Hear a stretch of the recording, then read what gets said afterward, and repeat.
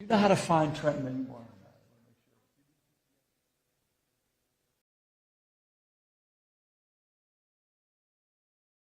Love that. Good morning, everybody. Kris, you good? All right. Hey, greetings, everybody, and thank you again on short notice, as many of you did last night, for joining us today at the Aberdeen-Matawan train station. Normally, I'd start a press conference like this one by saying good morning, but for families and commuters here in Monmouth County and frankly all across New Jersey, this morning is anything but a good morning. Their days are off to an unnecessarily difficult start. We're now roughly 10 hours into New Jersey's first rail strike in decades.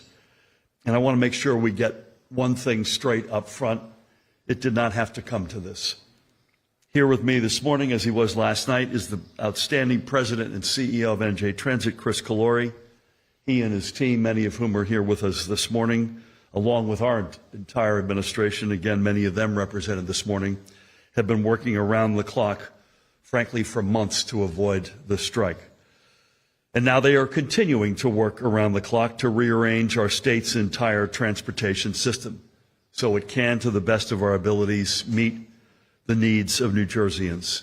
And I will ask Kris to elaborate on those details in just a few minutes. At this moment, our single highest priority, in addition to making the system work, just as it has been for the past several months, is reaching a fair and affordable deal as soon as humanly possible. A deal that provides NJ Transit's employees, including our locomotive engineers, the wages and benefits they deserve, without being forced to raise costs on riders, commuters, and taxpayers.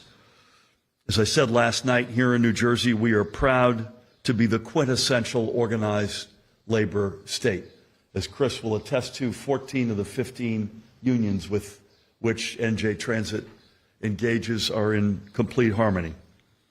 NJ Transit's employees are the backbone of our public transit system. But the workers who depend on NJ Transit are the backbone of our entire economy. They deserve a public transit system that is reliable and affordable, period. So in our efforts to balance fairness on the one hand with affordability on the other, back in March, Kris and the BLETS representatives shook hands on a contract that would pay engineers roughly the same hourly wage, literally give or take 10 cents per hour, as engineers with the Long Island Railroad.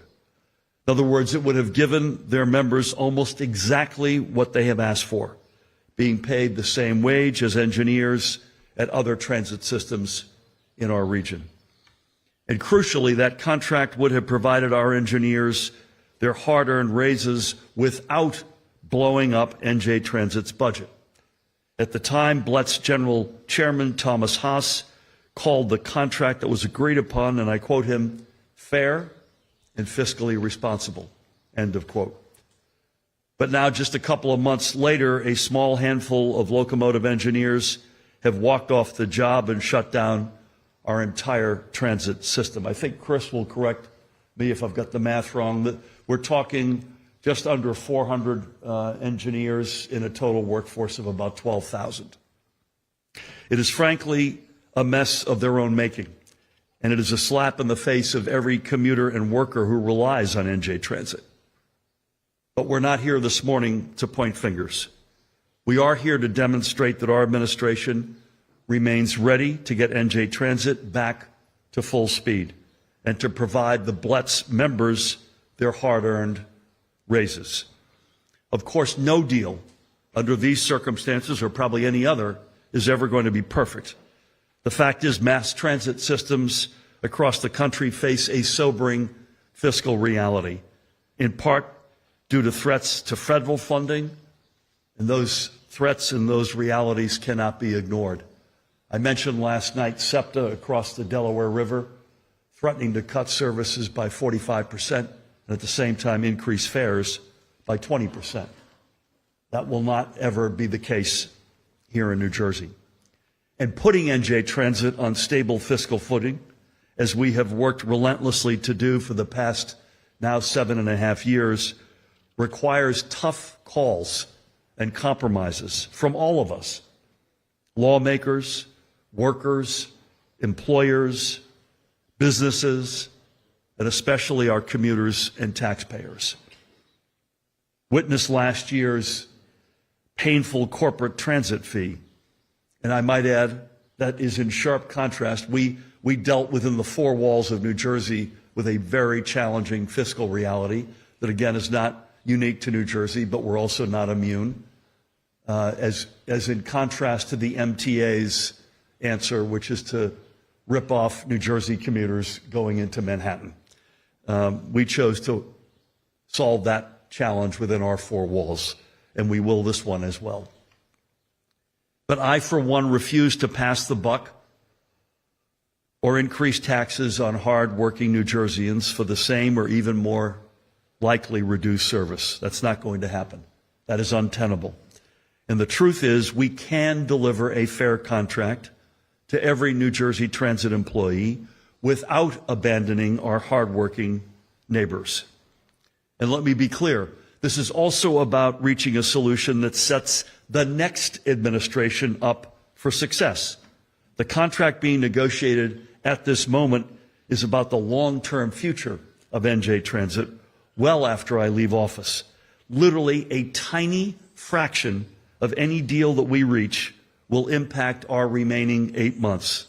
And the easy play for Kris and for me is to just cave, fold, and kick this thing down the road. And we're not doing that. So we're holding the line for the next governor and the next administration so they do not inherit a NJ Transit that is on the brink of fiscal collapse, but is in fact in a strong state of health.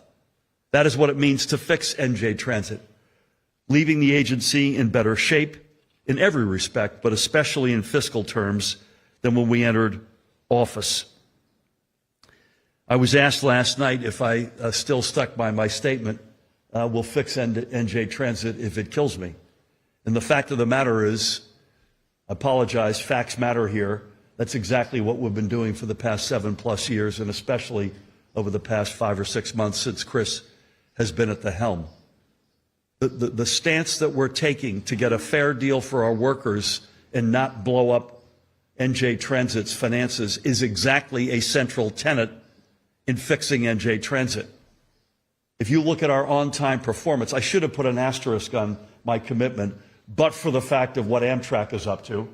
If you look at on-time performance over the past 16 months, especially on the recent months, on the non-Amtrak lines, it's mid to high 90%. Even on the Amtrak lines, it is regularly in the mid to upper 80%. We mentioned last night, I think the board approved 250 new double-level, two-level rail cars this week. That brings the total to 400. We'll have an entirely new fleet when all of that comes into fruition. We'll have a new locomotive fleet. I think you guys approved the board 12 this week, 12 new locomotives. We've got new train stations in Lyndhurst, Elizabeth. The Portal North Bridge is nearing completion. Many other stations. The facts, I apologize, let's not let the facts get in the way. We've had bumps in the road. Last summer, particularly last June, was unacceptable. This is a bump in the road. Kris will walk you through how we're dealing with it. But the trajectory is undeniable. And again, I wish Amtrak could punch at their weight, and the trajectory would be even more compelling. So back to today, what the people of New Jersey need right now is for the members of the BLET to step up and meet their obligations to the public. Let's end this strike, as we just said to a couple of their good members a few minutes ago. Our doors are open. We are ready to restart negotiations literally this second. But we need the BLET to come back to the negotiating table in good faith. Our doors are open. They will remain open. I thank you for coming out on short notice. And with that, please help me welcome the President and CEO of NJ Transit, Kris Kolluri. Kris? Governor, thank you for your continued leadership. And I know this moment of a strike is what any one of us wanted to see. But that is where we find ourselves. But I want to sort of frame today's discussion picking up on where the governor left off on a couple of points. One, when the strike went into effect last night at 12:01, we worked very methodically to put the railroad to bed, use the railroad language, to make sure every train car that we had safely got to its destination. Customers were let out, and the train cars were parked in yards where they're supposed to be. This morning, we also ensured not only that our customers had real-time information by having people at train stations who can answer the questions of customers, but to also make sure our bus lines that are now fully operational are picking up passengers there where they need to be on time and move them efficiently. There are a couple of lines where we have seen some overcrowding, not to a point where people have been standing in lines, but we have been able to resource those lines properly to make sure, again, we handle the volume that is out there. That is important because this goes to a bit of what the governor talked about. He said from the very beginning, he hopes for the best, but what? That we're planning for the worst. And that is what we're doing, and we intend to do it. Our promise to our customers is we understand this is not where you want it to be either, but my job at the governor's direction is to make sure we solve problems as they appear. That is my commitment. And we will do that today, we'll do that tonight, we'll do that every day the union decides to be on strike. That is our commitment. Second, I want to pivot to this issue the governor talked about, which is very, very important, and let me try to contextualize it this way. Just a couple of weeks ago, a national newspaper said that transit agencies around the country are in a financial death spiral. These are their words. It was in the headline. What does that mean? Almost every transit agency in this region, you don't even have to go far away to the West Coast, but you can. What you'll find uniformly is every transit agency, not just SEPTA, but MTA. MTA has a $400 million deficit this year and next year. SEPTA, the governor mentioned, have massive financial problems because of some of these bad practices that go back years, if not decades. We, for the first time in 45 years, thanks to the governor and the legislature, first time in 45 years, we are finally on stable financial footing. That has never happened before.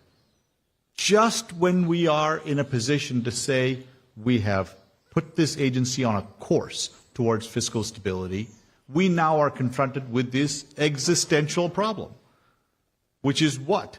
Which is the unions are saying, give us a fair deal, that sounds about right, no matter what the cost. Well, that second part is where we're all hung up on. This is not about not giving them a fair wage. It's about how do you do it in a fiscally responsible manner that doesn't bankrupt New Jersey Transit and puts it on a death spiral like every other mass transit agency. That's the governor's only objective, and that's my only objective. It would be politically expedient, easy almost, for us to say, let somebody else handle the problem. But he made the hard decision in this budget, and the budgets, previous budgets, to say we're not doing what other folks have done. That's what this is all about. We, the governor and I, just had a chance to meet with the locomotive engineers who are out there just a few minutes ago. They were gracious to us. You know what they said to us? They want to get back to work. That's great. We want them to get back to work too. But we said to them, we want to get back to the work, but we want to make sure you continue to work, because what's the point in giving you a pay raise if a couple of years from now your job is not going to exist? That's sort of what we're talking about in the most plain and simple terms. So we are committed, and I want to say this to you. When the governor gave me this opportunity, which is a privilege, about 5 months ago, the first call I made was to Tommy Haas, the chairman of the BLET. I called him. And I called him because I knew how important this issue is for us to address and fix, because they've been fighting for this for no less than 5 years. Governor Murphy said to me, your first priority is to get this done. So we did it. And in fact, we got a deal done. They voted it down, their choice. But what I'm saying to you is, this doesn't have to be rocket science. We can get there. We can get a deal done. We can get a deal done that is fair to them and fiscally responsible to us. That's all we're trying to do. I will never leave the negotiating table. I've never left the negotiating table. In fact, when we ended last night, we ended on a very conciliatory note, despite what's being said out there, that we're going to get back together when we have something to put across each other, and I'm waiting for them to do just that. So I want you to know we are going to handle the strike from our standpoint very methodically, calmly, and address the problems as they come up. At the same time, at the governor's very deep involvement in these negotiations, we're going to get to a solution that is fair and fiscally responsible. That is the game plan. There's nothing else to it. Thank you, Governor. Thank you, Kris. Just to add to Chris's point, remember, and Kris went through this last night, we not only have buses, we have the path, we have ferries, we have light rail, all of which are being deployed aggressively. Secondly, and Kris literally left the press conference last night with a bunch of his colleagues and went out to MetLife. I think it's fair to say both the incoming and outbound traffic at the Shakira concert last night went really well. We're hoping for a similar experience tonight. She's got Pitbull with her tonight, for those of you watching out there, otherwise known as Armando. And just one question for you. You mentioned the national board last night and Sunday morning. Any color on that before we take questions? Thank you, Governor. Sorry. So in last Monday, the National Mediation Board asked us to come to Washington, the both parties, and to make sure we do a meeting. And we did. And that sort of kicked off a whole round of negotiations that went till late last night. They've now asked us to come back again on Sunday. We're going to do just that to make sure we do it. But I just want to be clear. I don't have to wait till Sunday. I actually saw Mark Wallace, the president of the BLAT, this morning at Penn Station. He was walking and I was walking, and we spent a few seconds talking, very, very polite, very normal conversation about how we're going to try to solve this problem together. So I want to convey this message that there isn't this acrimony that somehow gets projected in the media. When we are in the room together, we understand our mission, and I'm telling you right now, I am fully committed at Governor Murphy's direction to get this deal done, but it has to be fair to them, but it has to be fiscally responsible. Well said. One other question. I'm doing the first two questions here. You can channel them through me. Any comment about other unions within NJ Transit in terms of their posture and profile today, if you don't mind? I'll say that we have said to any union member at New Jersey Transit, if they want to come to work, we welcome them to come to work, and they have been coming to work, and they are doing the stuff they're supposed to be doing, and that shows a sense of their commitment to New Jersey Transit's mission. And I think that should be applauded. This isn't something to be vilified for, and we appreciate it, and we'll continue to work. And I want to emphasize what the governor said. The men outside in orange shirts, not transit men, but the other men, the locomotive engineers, want to get back to work, and we want them to get back to work. That is the entire mission here, because ultimately we want the 350,000 daily riders to be able to use the mass transit system that they rely on. Like any labor action like this, not only is it a real burden and challenge for our commuters, it ultimately is a burden and challenge for those guys out there and their families. So it's in all of our interests to get to a resolution here, and we are wide open for business to do that. Again, it's got to meet those two objectives: fair to them and fiscally responsible for us. We believe that a deal is there, and God willing, that will come to fruition. With that, we'll take a couple of quick questions. Brenda. It is Brenda.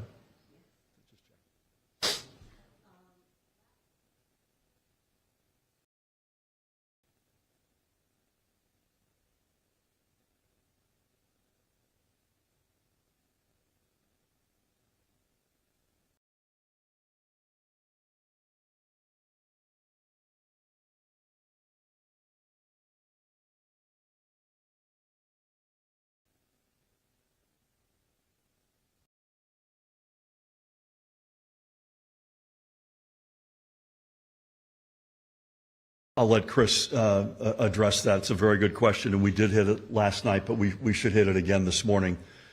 The difference between getting this right and wrong, I mentioned this in passing last night, is a difference between single-digit to low double-digit millions of dollars on the one hand versus 9-digit millions of dollars on the other hand. The former is within our purview, within Kris's and my purview to be able to handle. The latter is in the category of blowing up our fiscal reality at NJ Transit, which we cannot allow to happen. Kris, do you mind addressing? Yes, sir. I think, let me try to frame it this way. These are incredibly complex agreements, right? If the structure of the agreement is focused on locomotive engineers and things that they want to change in work rules and they want to give back in work rule savings, then it becomes a locomotive engineer contract. If it looks and feels like it's anything other than that, this is, somebody asked me, are these so-called Me Too clauses consistent in every union contract? The answer is yes. So this isn't just a unique thing for New Jersey Transit. So all we're trying to do is solve for this very important issue of wages that the union has asked for, but in the foundation that the governor talked about, fair and fiscally responsible, is grounded in the structure of the contract as well, because we have to make sure all the concessions we're asking for are locomotive engineer concessions, and all the changes we're producing that'll give them this increase are locomotive specific wage increases, if that makes sense.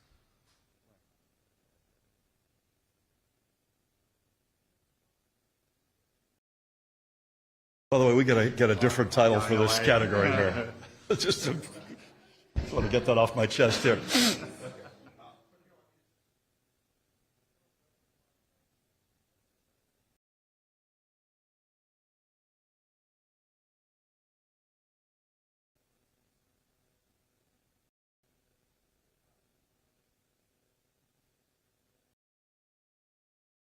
I'm going to hand this one to Kris. Yeah, yes, sir. If done incorrectly, or done correctly, it doesn't matter, forget intent for 1 second. Every union, regardless, by the way, of New Jersey Transit or not, this happens at the Turnpike, this happens in firemen, this happens in police, this happens in teachers. In general, that's my understanding, there is what is called a side letter that basically informs a process by which it triggers this clause. And what I am suggesting is, and it is not, think about it from a union's perspective and why they would need a letter like that. If they were first in the door and they made a deal, and a few months later somebody else comes in the door and makes another deal that looks and feels a lot richer for doing basically the same things that these folks are doing, it's meant to protect them. So think about it that way. So it was meant to bring some level of equity, fairness, and parity for going first, if you will. So all we're saying is if our intent is to solve this union's very specific sort of ask, we've said to them, let's put stuff on the table, concessions, if you will, that are very specific to you, and let's change work rules that are very specific to you. So forget all the other unions. We are focused on this union. That's where the governor's point about this could be in the multi-million-dollar from a wage raise. So they're not wrong about that. But what you can't do is sort of be a little careless, because all you care about is getting to a number, which is what the union's position is at the moment, and not worrying about what the consequences could be for the state in the out years, which is what we can't do. It's that straightforward. And by the way, I just repeat, the easy play for this guy and myself is to just sign up for something and not worry about what's going to happen after January 20th of next year. We're not going to do that. We know the shape of this system that we inherited. We will not do that to the next administration. Please. Yeah. Not a lot, by the way, which is good. So in South Orange and in Central Jersey, when I say bus lines, I'm talking about a couple of buses doing a couple of periods during the morning. But what we were able to do is resource them to make sure the people who are there are handled and put on the buses. But the most important thing you need to know is there were no lines waiting to get on the bus. It was just we have very good technology on our buses where we're able to measure what's going on regular demand versus current demand and be able to sort of handle our demand management of the fleet, if you will. No, look, I mean, the governor, with his approval, we just made a deal with the 5,500 members of the bus union last week, and they stuck with pattern, and they are very, very happy, so we have a tentative agreement with them. I don't think we're aware of anybody outside of the engineers not showing up today. Is that fair? Well, yeah, broadly. Broadly speaking, at least. Please.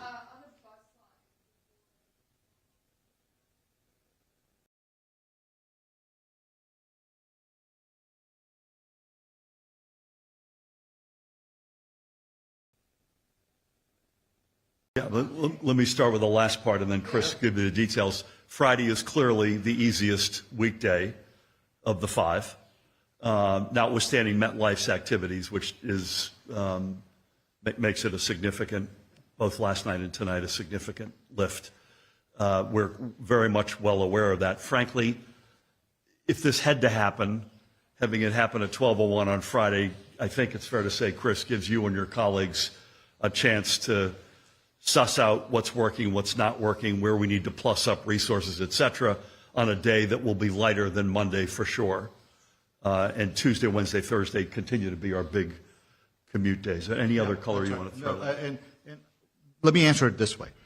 I think some bus lines are crowded even during regular non-strike days, right? So what I'm suggesting to you is when we identified a few instances on one or two of our bus lines, we were able to adapt very quickly to solve for that problem, which is sort of the central theme of how we're managing the strike, which is very calmly, methodically identify a problem and solve for it when it happens, which is how good organizations do business. There is no, I have to say, and this is a big shout out to Kris and his team, there's no sense of panic. This is a professional operation.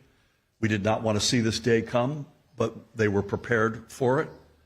And I have to say I'm incredibly impressed by their efforts so far. I think I can answer for Kris and his team to say we're going to war game what happened this morning and this afternoon, probably tonight as well, because we have I hope it doesn't get out that far, but we got Beyonce coming in for 5 nights beginning next week. I'm sure there'll be lessons learned that will be applied. Please.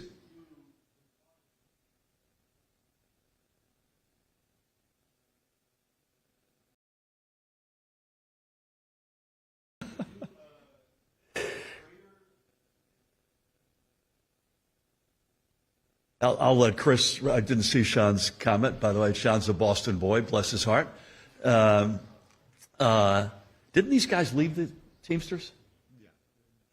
The New Jersey guys. Okay, that's a separate, have to ask Sean what his thoughts are on that. The tone in the room is exactly what you would expect it would be. Kris will give you color, but this is a professional, the fact that we're not agreeing doesn't mean that we're throwing chairs at each other. To the contrary, we just are at an impasse. You should probably add to that. Yeah, look, I've now met with the general chairman, I don't know, over the 120 days I've been in this job, maybe like 10 of those 120 days, 10 weeks out of those 120 days, one way or the other. And I've gotten to know the new president, national president.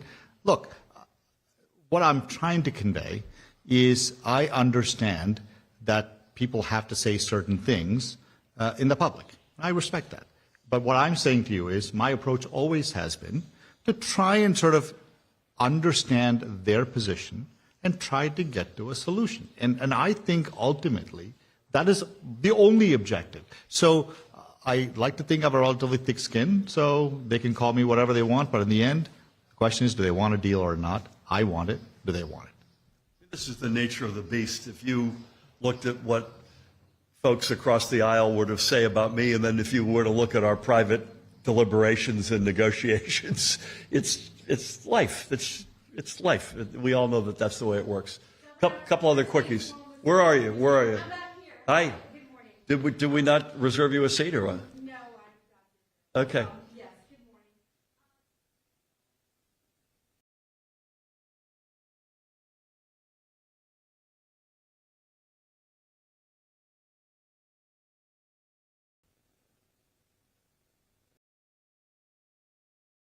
Yeah, I'll let Kris respond to the details, but we've been at that table in good faith, and we've said, including last night at Newark Penn, we reiterated this morning, we're here. We're open for business. We want to get this solved. So this notion of walking away is not accurate. You also have to accept when you think there's an impasse that can't be bridged. And I think it's fair to say, Kris, we were a lot further along on the fairness to them parameter than we were with something that we could accept in terms of fiscal responsibility. And that is a deal breaker for us. I wish it weren't, but it is. I'll just say there hasn't been anyone in their relationship with New Jersey Transit who's been more willing to negotiate than me. In fact, I don't need to just say it. The proof is in the pudding. I've already done it once. I was the first guy to reach out to them first time around. I was the first guy to reach out to them second time. I think the only reason why we came to the decision we did together, I might add, because I ended the meeting by saying the follows. You have put forward a proposal that seems fair to you, but it doesn't solve our fundamental issue of fiscal responsibleness. Here's our counter. To which they said, well, that doesn't meet what we think is right. And I said, why don't we do this?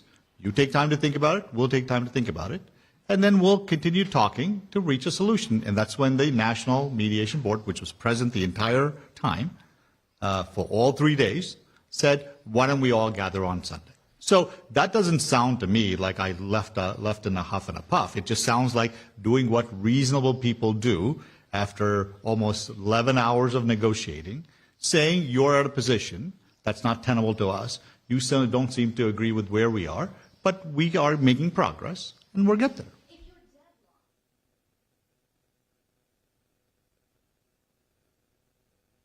Well, that's the beauty about these negotiations, right? Just because they say it and just because I say it doesn't mean there's not a deal in there. This is not, I'm sorry, I know this is complex, but the job is complex, but the outcome doesn't have to be. It's as simple as what the governor laid out. These two principles and the structure that we're talking about together. By the way, this doesn't mean they have to accept all our ideas or they have to accept all our ideas. We've had 3 days of extraordinarily productive discussions. And I'll say this to you. If you sort of look at this contract as a 100% deal, we're 95% there. So this isn't, the reason I continue to be optimistic that we can get there is this is about solving for their problem and our need. That's it. And we'll get there. Do one or two more, please.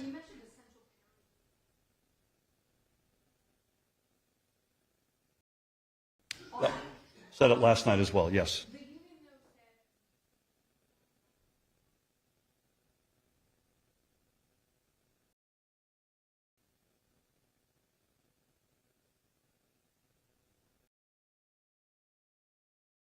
Sure, I think Kris will respond to it, but please. Sure. Look, let me not debate the numbers they put on the table and I put on the table. Let me just sort of answer it maybe a little bit broadly, okay? They started this discussion by saying we're not getting paid enough. Fair point. And they said we're making $10 less than everybody else in this region. Fair enough. So when those are the sort of two principal issues, and you solve for it, then it doesn't matter whether it is a metric that holds today or tomorrow morning. They wanted a number that I thought, got very close to in our negotiations, their number. And I still think we can get there. So I could, but I'm not going to, but I'll give you one example. Did you know the Metro North engineer, a trainee, takes 8 years to make the salary that a New Jersey Transit engineer makes in 2 years? Why is that? Because it takes a trainee at Metro North to go through what is called a progressive wage for 8 years. Not so at New Jersey Transit. Do you know why? Because the day they're hired, they train for the number of years, which is 2 roughly. At the end of 2 years, they make full wage. Full wage. So there is no progression. So I could say, but I don't say it at the table, but I want to give you an example. I could say, wait, that's not fair. So why are you demanding a wage in year 2 that is higher than what Metro North makes until year 8? I don't do it. You know why? Because it is not a productive point. We need to focus on what is they're trying to achieve and what we have to achieve. That's it. That's how you get to a deal. And I'm telling you, as long as we're focused on those 2 principles, we can get there. I think we're going to fold the tent real quick.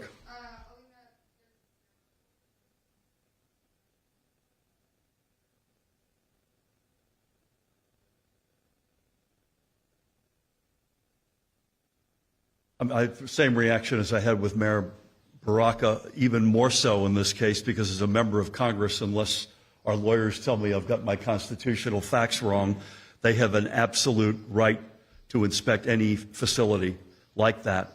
So I've seen the same rumors. I've got no comment on the specifics, but LaMonica, Bonnie Watson-Coleman, Rob Menendez have absolute rights to inspect those facilities.